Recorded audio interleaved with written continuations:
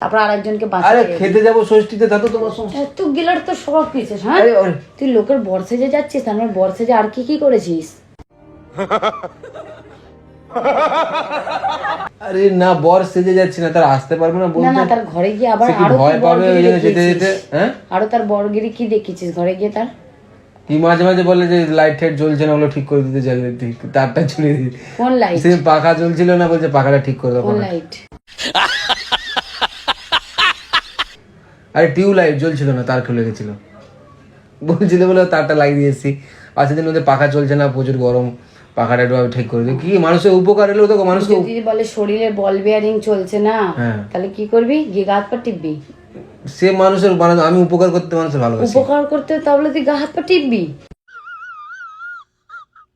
কার গা হাত পা টিপবো? সে যদি বলে আমার শরীরে আজকে কোনো কাজ করছে না, বল বিয়ারিং চলছে না, কে বলবে? মানে বৌদি বলবে। বৌদি বললে সে টিপে দেওয়া যাবে, কি আছে? মানুষের উপকার করলে কি টিপে দেওয়া যাবে? দেখবি